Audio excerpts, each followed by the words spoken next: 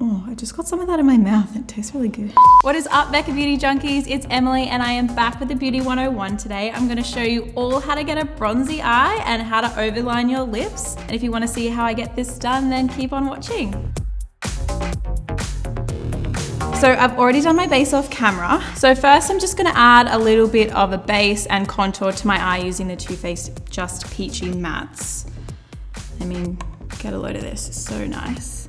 So I'm just dipping into peach meringue and then also peach butter, coating the brush, and this is just a fluffy brush from Smashbox. Just putting this all over the eye and then up towards my brow bone as well.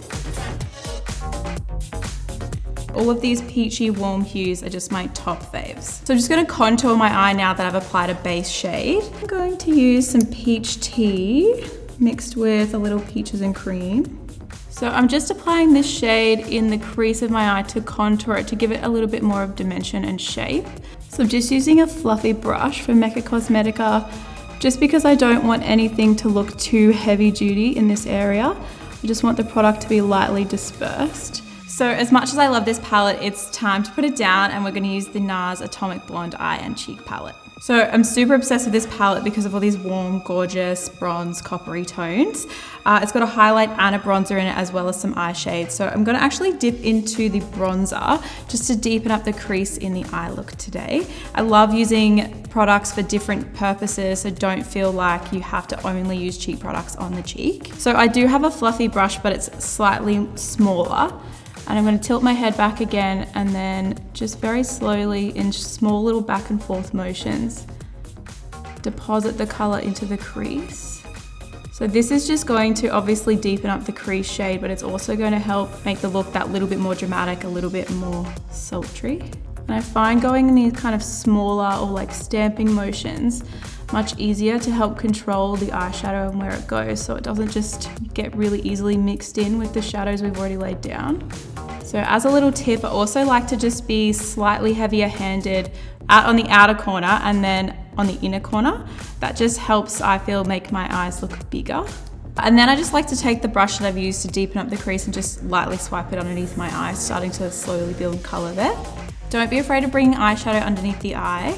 It definitely helps, in my opinion, to just round out the look, make your eyes look nice and big. So as you can probably tell, it looks a little bit messy at the moment. So I'm gonna go back with my original fluffy brush, no product on it. And I'm just going to very lightly buff out the edges of all the noticeable colors. Just make everything look very soft. So now the time you've all been waiting for, we're gonna dive into some shimmers, gonna really bronze up this look. It's really difficult for me to choose which colors are the most fun out of this palette, so I'm pretty much gonna use all of them. So first off, I'm gonna dive into this really bronze shade right here and just coat this brush.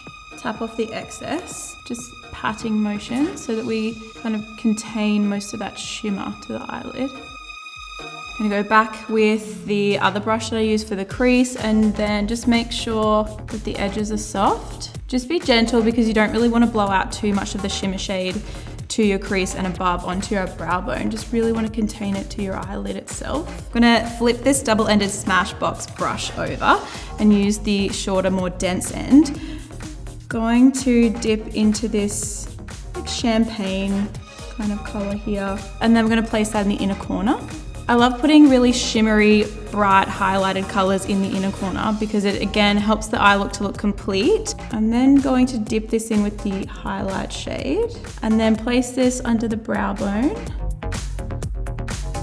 So I'm gonna take the brush that I put the bronze tone all over and dip into this copper one here.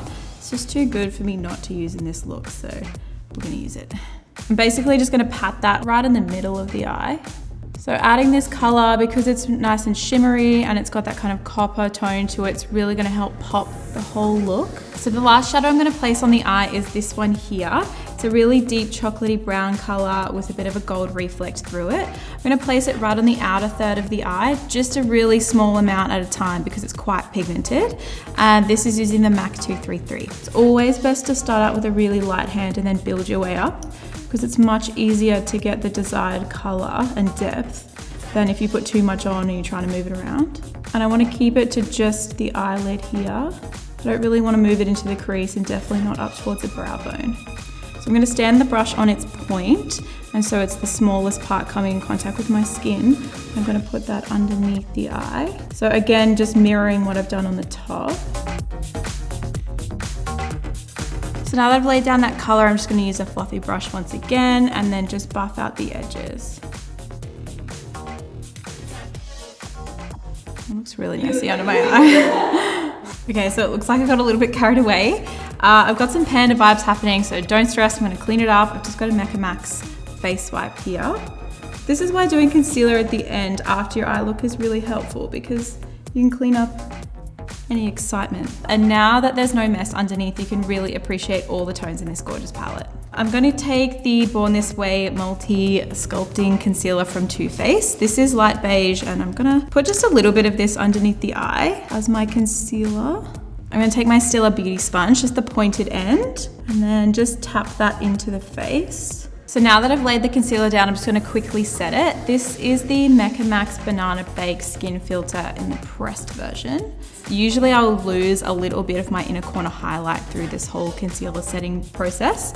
So I'll just take a little bit more of that. Just make sure it extends underneath the eye. I'm not a massive person with eyeliner, but when we're doing a kind of smoky look, I feel like it really helps to make everything look really sultry and just super smoky. So I'm gonna take the Stila Smudge Stick, the waterproof eyeliner in Damsel. So I'm gonna put that just in the waterline, and then we're gonna tight line up the top as well. The waterline is obviously on the lower lash line, and then the tight line is the line underneath your top lashes. You can't really see it when you're looking straight at somebody's eyes, but it really helps to make the lashes look really dense and voluminous, because it gives you this kind of darker line across the top there. So what you want to do when you're tight lining yourself is you're just kind of pointing the eyeliner up and you're touching that lower lash line, and it like kind of has this nail on a chalkboard feeling, but it's also kind of good at the same time. So obviously when you're looking at this eye that I've just put liner on and this eye that I haven't, you can tell that this one's much darker and it looks way more sultry. And then when we add heaps of mascara, my eyes will look way more dramatic. So this is the NARS CLIMAX mascara. This mascara is going to be really great for this look because we're going to get really big, bold, black lashes. I prefer to do my mascara on my bottom lashes first, purely because if I put mascara on the top and then look down to apply it on my bottom lashes, then the top lash is wet and it will stick onto my brow bone. I'll get all these little smudgies. So then when it comes time to applying top lash mascara, I just like to put the wand at the base of my lash, wiggle it, and then pull it up. One of my favorite things about this mascara is that you can just keep building it on top of itself and you don't get chunky lashes. So now it's brow time. I'm gonna take the Hourglass Arch Brow. It's one of my favorite brow products of all time. I use it religiously. I'm just going to brush the brow up with the spoolie end first, and then just draw in little hair-like strokes. So I always like to follow the direction that my brow hair is already naturally growing. I like to draw a line just at the base of the head of my brow, so that gives it a nice clean edge, and then vertically draw up.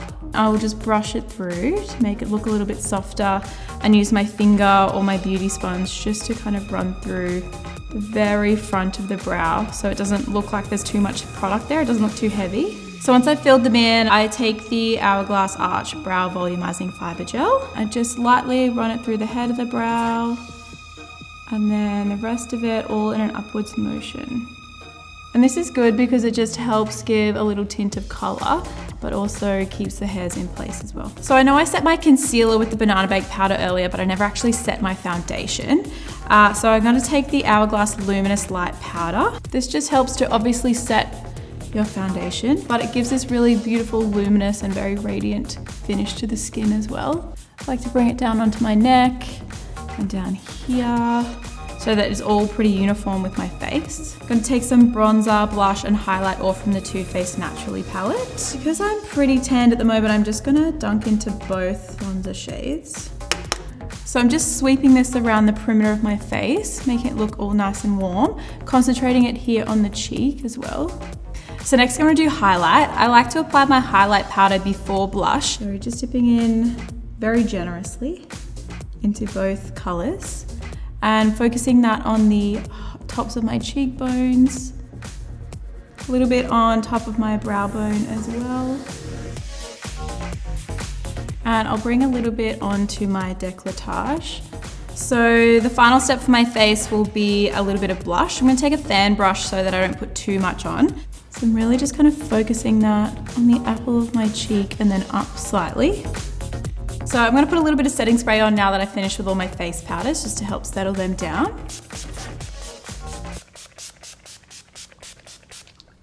A little or a lot, whatever. And then we're gonna do lips. So with my lips, I'm going for something that's really nice and neutral, but to me is really sultry and sexy. So that means an overlined lip and something glossy.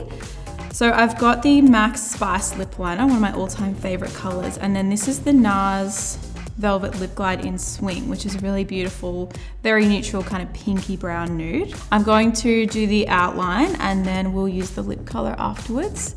What I'm going to do is start on my bottom lip and point the pencil just underneath where my lip kind of curls over and draw a line there.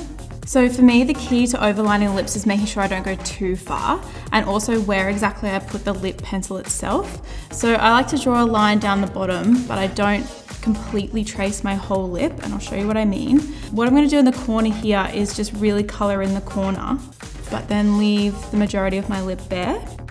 And I'm just going to draw a singular line in the middle, and that helps the lips to look more pillowy on each side. So when I'm doing my top lip, I like to start from the outer corner and then draw upwards, because I feel like it's easier to get a more natural curve that way. Because what you want to do is make sure that the line is kind of curved up, just like your natural lip line would be, rather than just joining the dots and being super straight. And just like on the bottom lip, you're going to color in the corner as well. So this is where I like to make sure that the pencil is on a 90-degree angle, like directly looking at my face so it's at its sharpest point. And I'm just going to outline the Cupid's bow and then draw a line that meets up with the line on the bottom lip. So then I just have a look and make sure that everything looks really even, and then I'm happy with the overall shape, and then I'll go in with my lip color. I'll generally pair this overline lip with a glossy lip product as well, and just concentrate it in the middle of my lip where I didn't draw any lip liner, because to me that makes it feel like the eyes are drawn to the center of my lip where it's glossy, and then the outer part of my lips where I put the lip liner stays more contoured. So the finishing touch for this look is some statement earrings. So I'm gonna exchange these ones. Time to dial up the glam. This look is done. I'm feeling pretty bronzed, pretty glowy, very sexy, sultry, all the Kardashian vibes that I could possibly want. What do you guys think? If you love it, then make sure you leave me a comment to let me know. And also let me know what products you like the most and what ones you want to use at home to recreate this look. And I'll see you next time.